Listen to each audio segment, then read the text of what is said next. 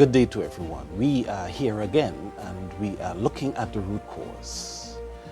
We are specifically looking at antinomianism, but also what I would call nomianism, which is the embracing of law. Antinomianism, the law is obsolete.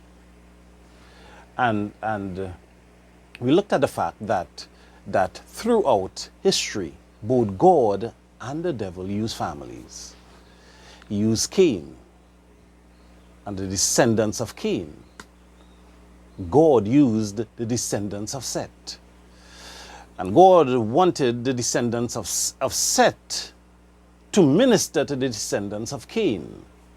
The devil was using the descendants of Cain to influence the descendants of Seth. The descendants of Cain was more effective because most of Seth, through intermarrying and unhealthy and ungodly mingling, they embraced the ideas and theologies and religious perspectives of the children of Cain. God destroyed the entire planet and he saved only one family from the descendants of Seth. But there emerged in that family a family that God would identify and a family that the devil would identify. The devil would identify Nimrod. He's a mighty man. He's a brilliant man.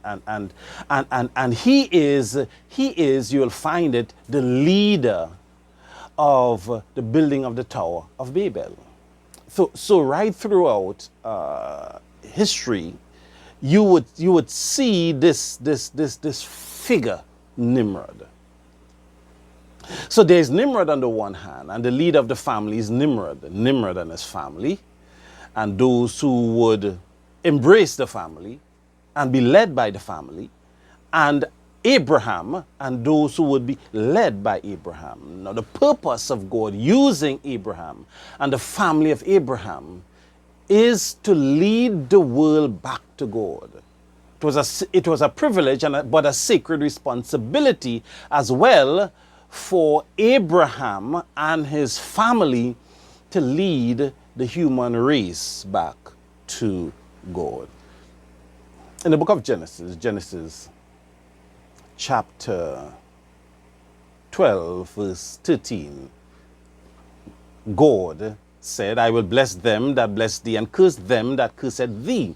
And in thee shall all the families of the earth be blessed. In Genesis chapter 10, verse 8, 2 chapters before, you have this figure, Nimrod, and he began to be a mighty one in the earth. Could also be translated, he began to be a mighty one in the earth against God. So by the time Abraham came along, or Abram, that was his original name, Satan's system was fully developed. Fully developed. And this family, through Nimrod, and this family had a priesthood, would produce and preserve satanic oracles that would prepare the world to receive the false Messiah. You had Nimrod and Semiramis creating an evolution of the religion that is already there. When Nimrod died, there is already a religion there. And Semiramis amplified and furthered that religion. Tammuz was born, and Tammuz became the incarnation of Nimrod. Nimrod died between a year to 10 months before Tammuz was born. Tammuz is presented as the incarnation of Nimrod. Nimrod has come again among us.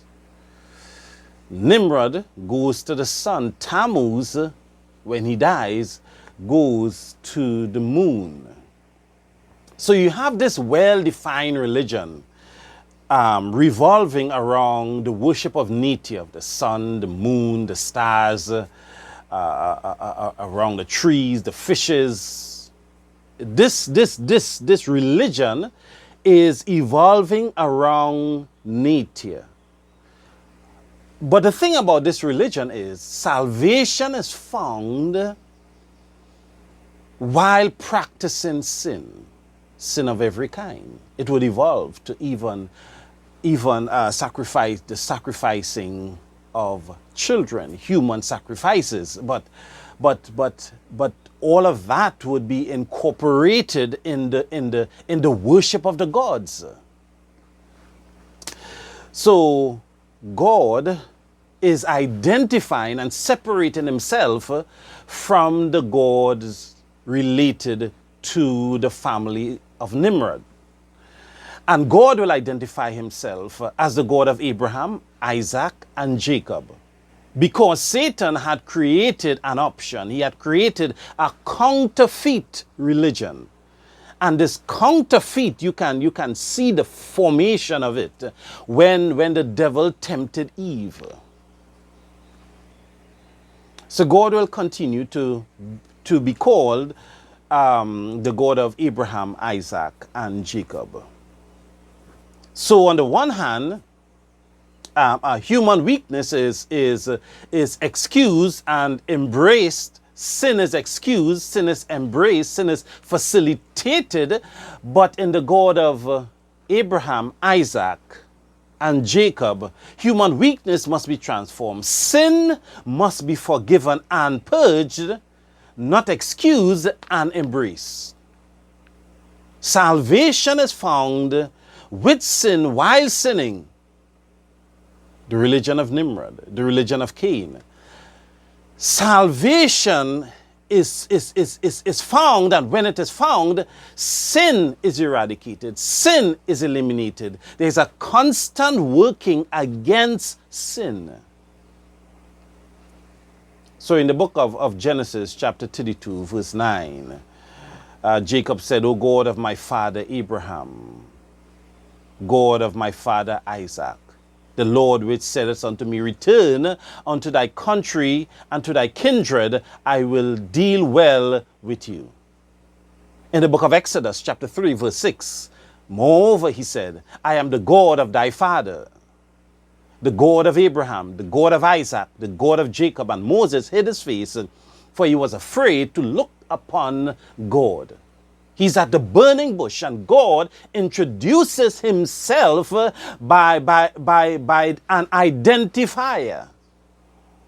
I am the God, Abraham, Isaac, Jacob. And Moses understood clearly that he's different. He's different from the God of Egypt.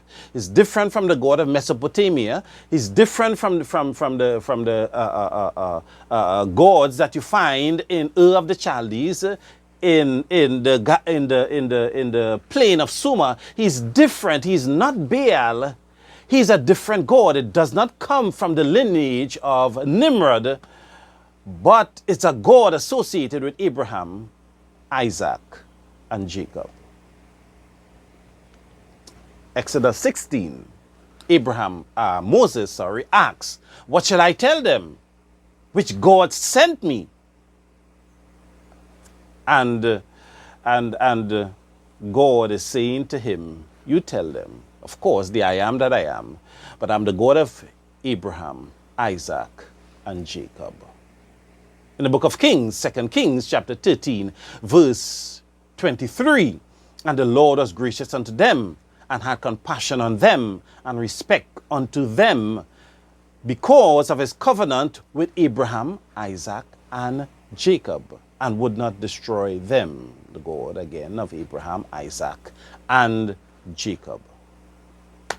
In Exodus chapter 4, verse 5, that they may believe that the God of their fathers, the God of Abraham, the God of Isaac, the God of Jacob, had appeared unto thee. So he would work a number of miracles. Even in the New Testament, God continues to identify himself with Abraham, Isaac, and Jacob.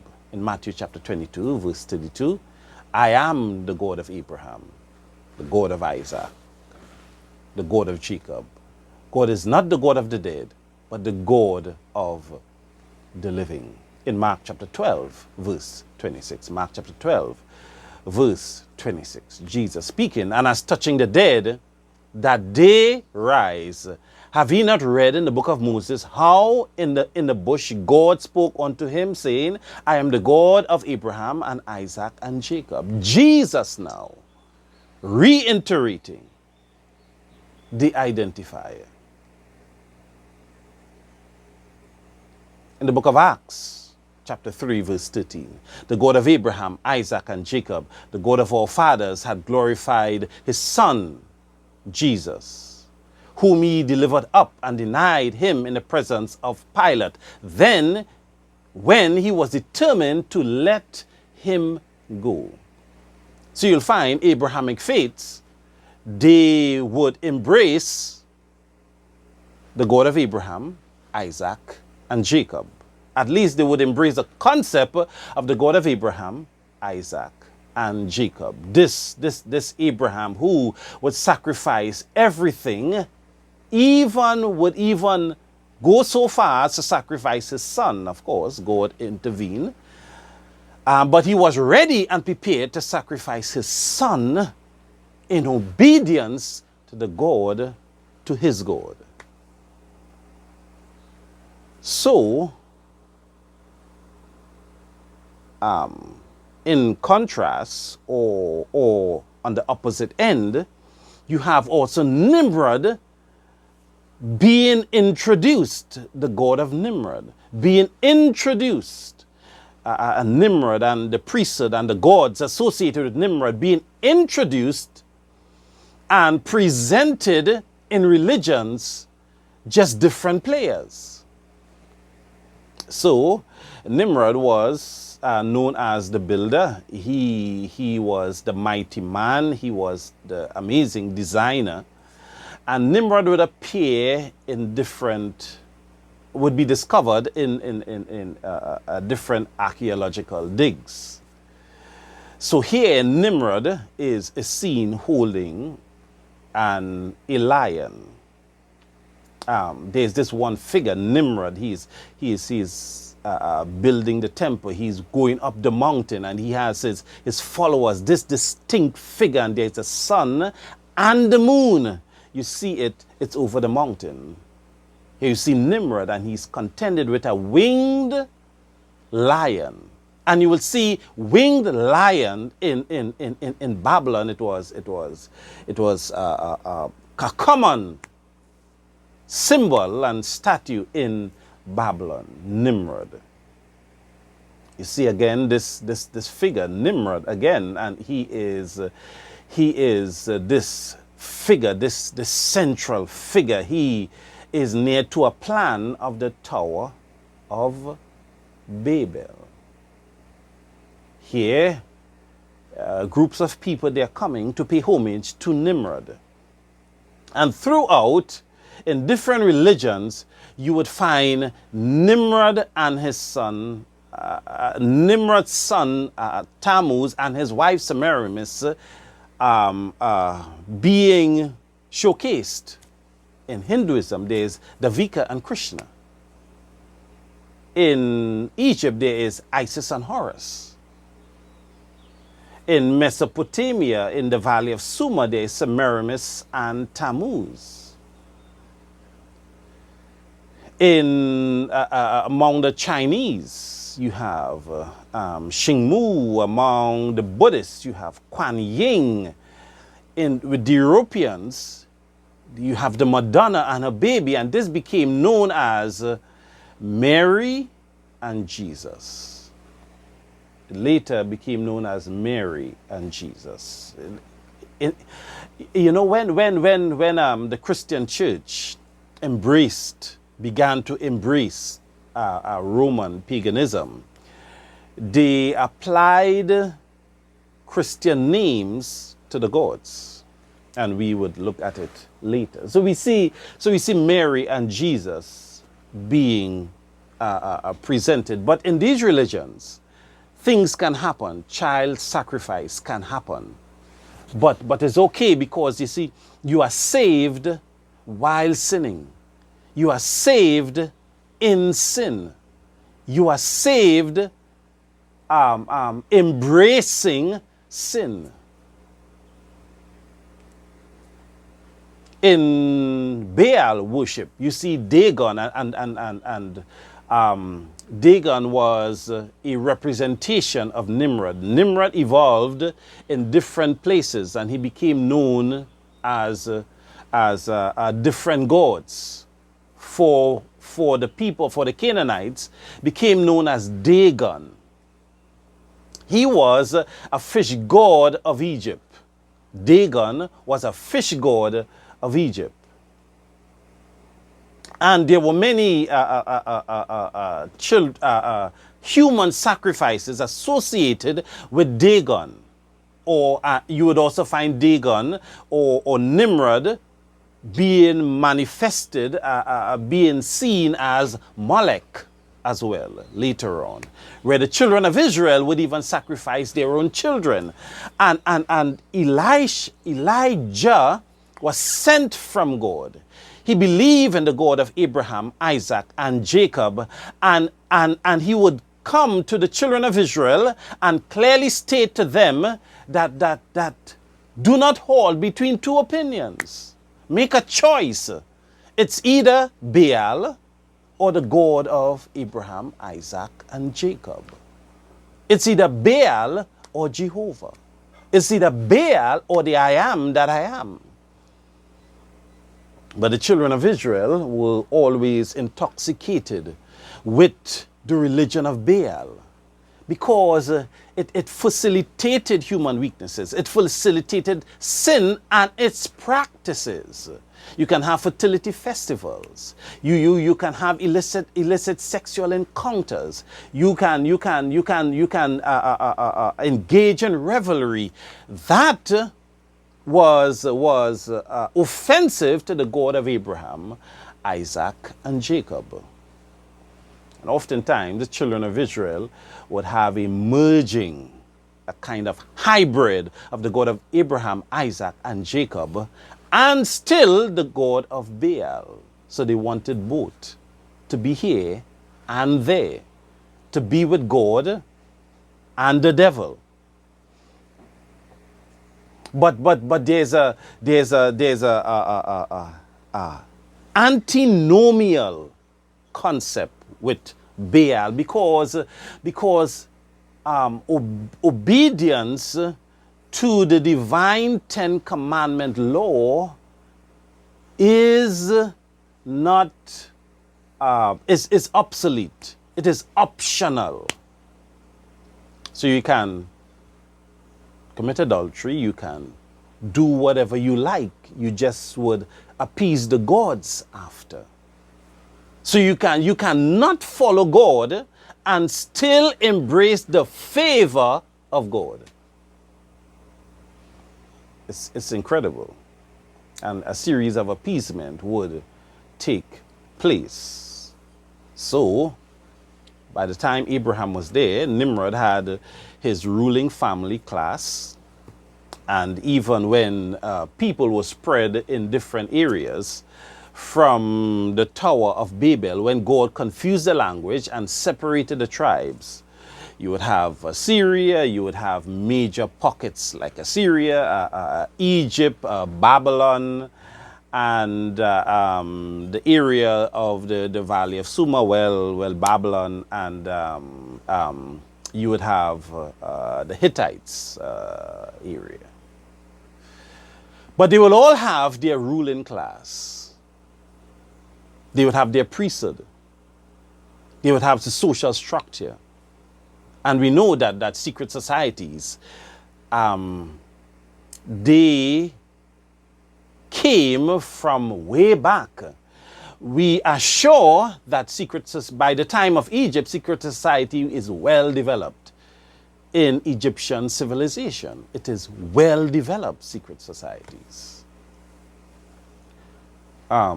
Greece would get its secret society from Egypt.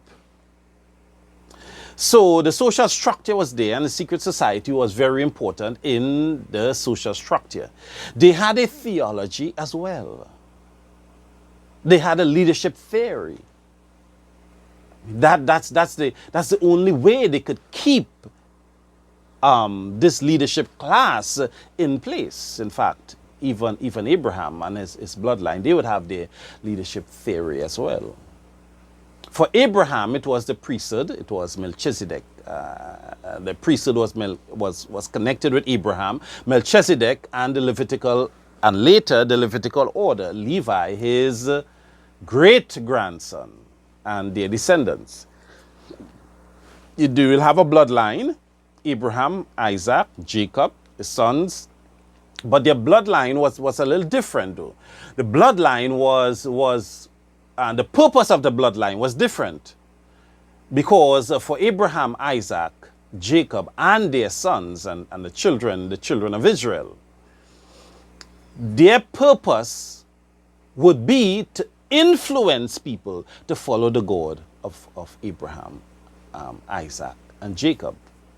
And in a sense, that's also the purpose of the bloodline of Nimrod as well.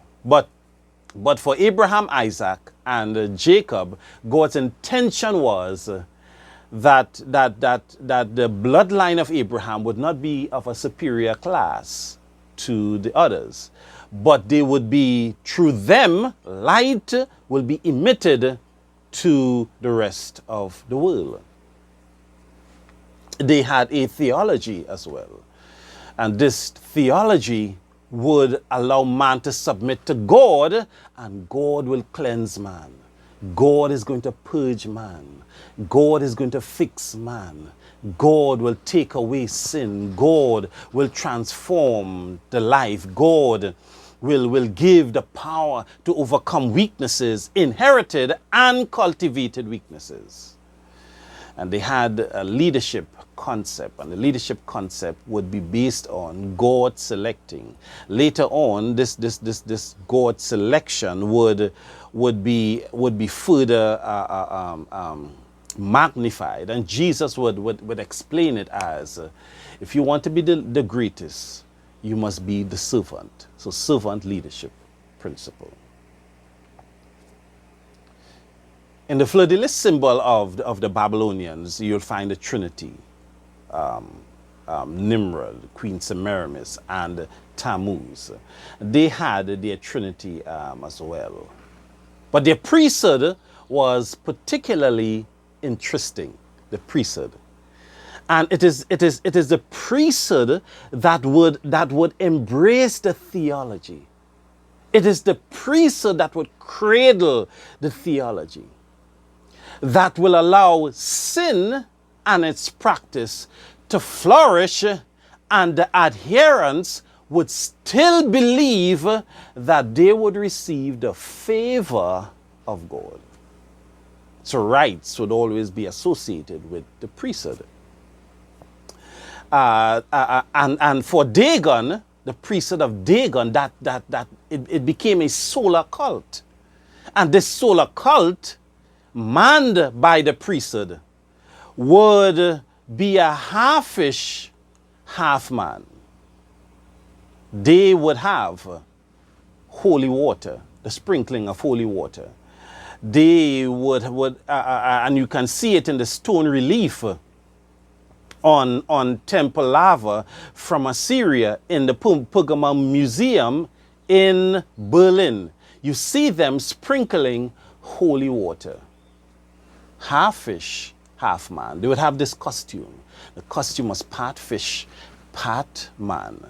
So this combination representing Dagon, who would be the symbol of Nimrod.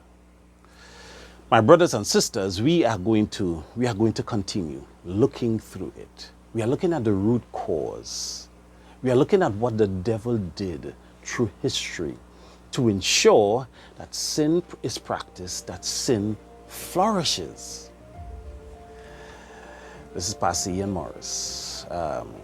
You can subscribe to the channel, click the like button, click the notification bell, so that as soon as a presentation comes, you can be notified and you would be able to go through the series. Our brothers and sisters, may God richly bless you in the precious name of Jesus Christ. We are looking at the root cause. We are looking at the way Satan navigated himself, his ideas, his theology through history, so that man would hate and despise the law of God. May God bless you, everybody, in Jesus' name.